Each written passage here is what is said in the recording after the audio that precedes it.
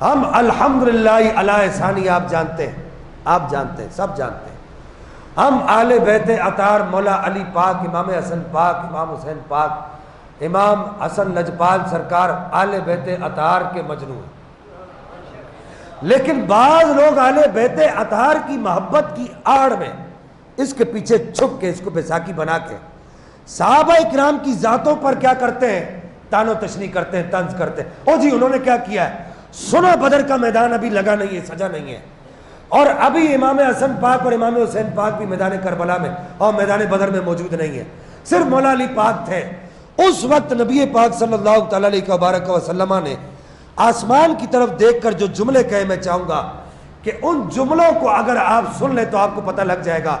کہ اللہ کی بارگاہ میں اور رسول اللہ کی نظر میں صحابہ کرام کا کیا مقام تھا۔ اس وقت نبی پاک صلی اللہ تعالیٰ علیہ وبارک وسلم نے ارشاد فرمایا، یا رب ان تہلک ہذہ العصابۃ لن تعبد فی الارض ابدا،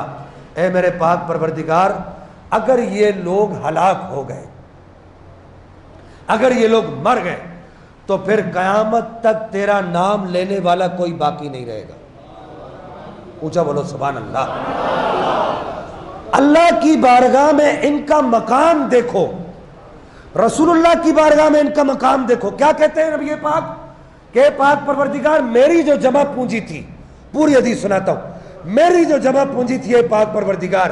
میری 13 سال جو مکے کے اور 2 سال جو مدینے کے جو محنت تھی، وہ ساری محنت اکٹھی کر کے میں اس وقت تیری بارگاہ میں لے آیا ہوں۔ لیکن اے رب کائنات اس بات کو بھی تیری بارگاہ میں عرض کر دوں کہ اگر یہ لوگ آج یہاں پر مر گئے تو پھر قیامت تک تیرا نام لینے والا کوئی نہیں ہوگا۔ میں یہاں پر صرف آپ کو ایک پیغام دینا چاہتا ہوں، آل بیت اطہار پر ہماری جانیں قربان، مولا علی پاک پر ہمارے ماں باپ قربان، امام حسن پاک امام حسین لجپال سرکار پر ہمارے ماں باپ قربان، اور ہم اس تقابل کے بھی قائل نہیں ہیں۔ یہ بھی میں آپ کو عرض کر دوں، میں اس تقابل کا بھی قائل نہیں ہوں، میں لعنت بھیجتا ہوں اس طرح کے تقابل پر۔ لیکن جب لوگ اس طرح کا تقابل کرنے لگ جائیں، اور جی صحابہ نے کیا کیا، اور سب کچھ تو اہل بیت نے کیا، اور خدا کے بندو عرش کے ناخن لو، نبی پاک صلی اللہ تعالیٰ علیہ وبارک وسلم جن کو دیکھ کر کہے کہ مولا اس وقت کائنات میں اگر کوئی تیرا نام لینے والا ہے تو صرف یہی ہے، ان کے علاوہ اور کوئی تیرا نام لینے والا نہیں ہے، اور پھر نبی پاک پورے وثوق کے ساتھ کہے کہ اگر یہ لوگ مر گئے تو پھر قیامت تک تیرا نام لینے والا کوئی نہیں ہوگا، تو ان صحابہ کرام کی عظمت کتنی بلند ہوگی کہ جن کی پوری ذاتوں پر نبی پاک نے پورے دین کے نظام کو قائم کر دیا۔ یہ پورا دین کا نظام نبی پاک نے صحابہ کرام کے سروں پر رکھ دیا نا، کہ یہ رہیں گے تو دین رہے گا، یہ رہیں گے تو قرآن کی آیتیں پڑھی جائیں گی،